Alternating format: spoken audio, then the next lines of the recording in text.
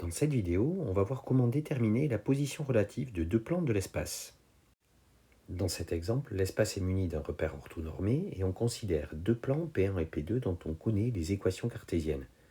P1 c'est 5x plus 2y plus 4z est égal à 17 et P2 c'est 10x plus 14y plus 3z est égal à 19. Comment déterminer la position relative de ces deux plans ? L'équation cartésienne d'un plan ax plus by plus cz plus d est égal à 0 nous donne un renseignement indispensable sur ce plan.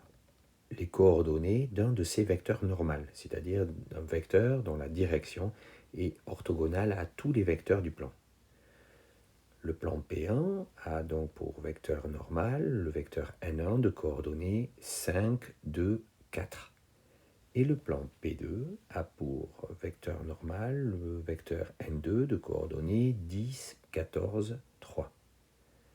De deux choses l'une, soit ces deux vecteurs normaux sont collinéaires, et auquel cas les deux plans sont parallèles, soit ces deux vecteurs normaux ne sont pas collinéaires, et auquel cas les deux plans sont séquents. Ici, on voit bien que les coordonnées de n1 et de n2 ne sont pas proportionnelles, donc les deux vecteurs ne sont pas collinéaires, donc les plans P1 et P2 ne sont pas parallèles. Ils sont donc séquents en une droite que l'on va essayer de caractériser. Le texte de cet exercice nous donne une droite D dont on connaît la représentation paramétrique et nous demande de démontrer que cette droite D est bien la droite d'intersection des plans P1 et P2 que l'on vient d'étudier. Pour le démontrer, il suffit en fait de démontrer que chaque point de la droite D est à la fois un point de P1 et un point de P2. Comment démontrer que la droite D est une droite du plan P1 ? Et si les coordonnées de n'importe lequel de ces points vérifient l'équation cartésienne de P1.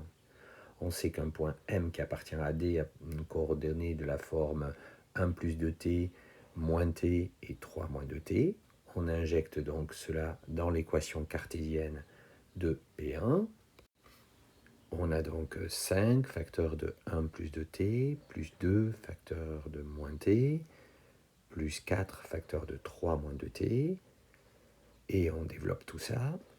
Et en développant tout ça, on s'aperçoit aux merveilles que le tout vaut bien 17. Donc la droite D est bien une droite de P1. D est incluse dans le plan P1, puisque les coordonnées de n'importe quel point de cette droite vérifient l'équation cartésienne de P1.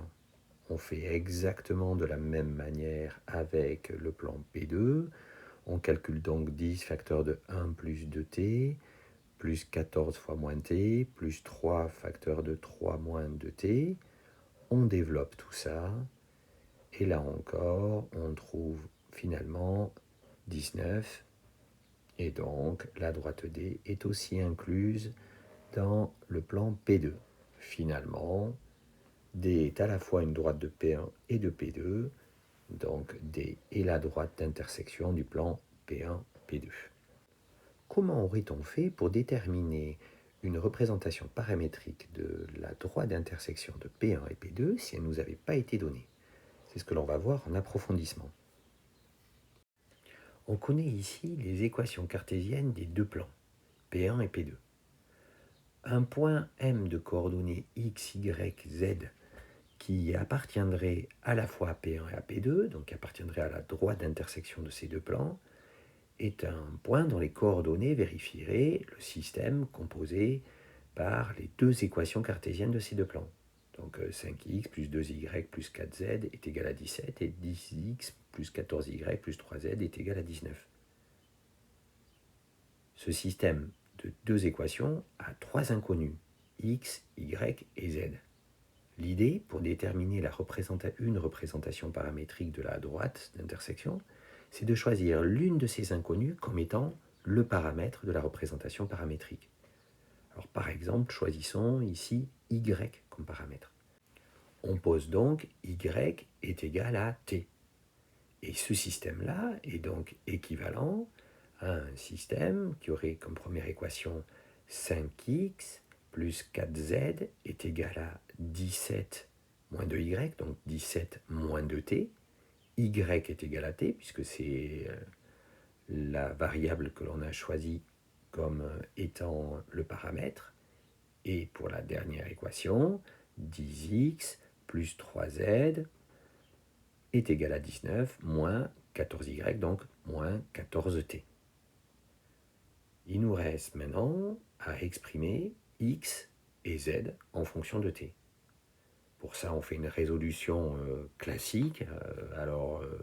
Ici, on a une ligne L1 où on a un coefficient en x qui est 5 et une ligne L3 où on a un coefficient en x qui est 10. Donc, on va faire 2 fois L1, ça donne 10x plus 8z est égal à 34 moins 4t. On n'oublie pas de multiplier par 2 aussi le second membre. Donc, 17 moins 2t fois 2, ça fait bien 34 moins 4t. Maintenant, on peut faire L1 moins L3 pour n'avoir plus que des z dans l'équation. Et donc, quand on fait L1 moins L3, on trouve 5z est égal à 15 plus 10t. Et on trouve donc que z est égal à, en divisant par 5, z est égal à 3 plus 2t. Il ne reste plus qu'à remplacer l'expression de z en fonction de t dans la première équation pour trouver x en fonction de t. Ça donne 5x est égal à 17 moins 2t moins 4 facteur de 3 plus 2t, ce qui donne 5x est égal à 5 moins 10t, x est égal à 1 moins 2t. Et donc finalement, on obtient une représentation paramétrique de la droite d'intersection des plans P1 et P2 qui est donnée par x est égal à 1 moins 2t, y est égal à t et z est égal à 3 plus 2t avec t appartenant à R. Le tour est joué. On a réussi à déterminer la position relative de deux plans grâce à leurs équations cartésiennes.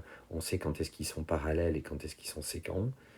On a pu tester qu'une droite était bel et bien la droite d'intersection et si par hasard on ne nous la donnait pas, on pourrait résoudre un système dans lequel on choisirait une des variables comme étant le paramètre et ainsi déterminer la représentation paramétrique de cette droite d'intersection.